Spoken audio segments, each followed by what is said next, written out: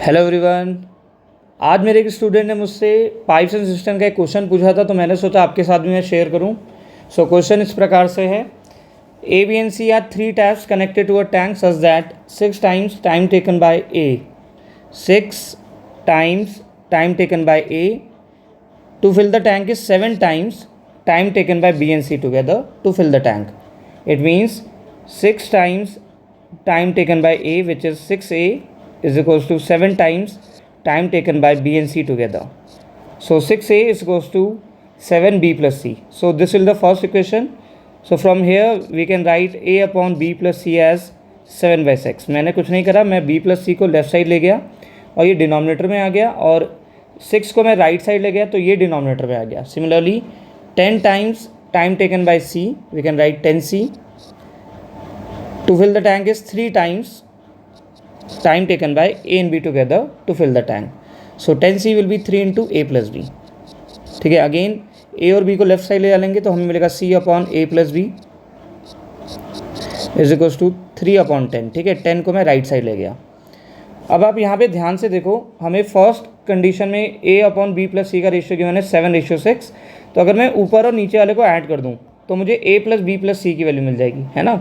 अगर A की value है 7 और B प्लस C की वैल्यू है 6, तो A plus B plus C की यहाँ वैल्यू कितनी आ रही है, देखो यहाँ आ रही है 7 प्लस 6 13.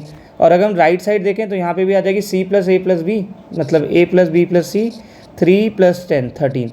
तो ये दोनों कंडीशन यहाँ पे सेटिस्फाई कर रही हैं. अगर मान लो ये दोनों सेम नहीं आता, 13 13 नहीं आता, तो हमें दोनों को सेम करना पड़ता. बट यहाँ पे तो हमें कुछ करने की ज़रूरत ही नहीं है, क्योंकि हमने यहाँ पे चेक करा कि दोनों ही 13 आ रहा है ना, दोनों का सम इक्वल आ रहा है. और अगर इक्वल नहीं आता तो हमें करना पड़ता. ठीक है, तो आप डायरेक्ट यहाँ पे देख सकते हो, जो ए है, पाइप ए की एफिशिएंसी कितनी है, 7 है. आप लिख सकते हो ए की एफिशिएंसी है 7.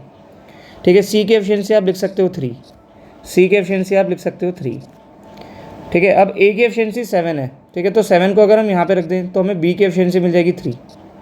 ठीक है, आप सी की एफिशिएंसी भी यहाँ भी रख सकते हो. सी की एफिशिएंसी में पता है ना 3 है, तो बी की एफिशिएंसी कितनी हो जाएगी 3, क्योंकि 3 प्लस 3 6 होता है. ठीक है, तो आप यहाँ देख सकते हो बी की वैल्यू है 3 और यहाँ पे भी वैल्यू है बी की वैल्यू 3. इट मीन्स बी की एफिशिएंसी हमें पता चलेगी 3.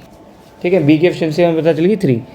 ठीक है, हमें टाइम बताना है, टाइम टेकन बाय बी. तो टाइम निकालने के लिए हमें दो चीज़ें चाहिए, पहला है वर्क और दूसरा एफिशिएंसी. टाइम क्या होता है, वर्क अपॉन एफिशिएंसी. तो पहले वर्क निकालने के लिए मैं ए की वैल्यू यहाँ पे पुट कर रहा हूँ. ठीक है, आप ए की वैल्यू यहाँ पे पुट कर सकते हो या फिर बी प्लस सी की वैल्यू यहाँ पे पुट कर सकते हो.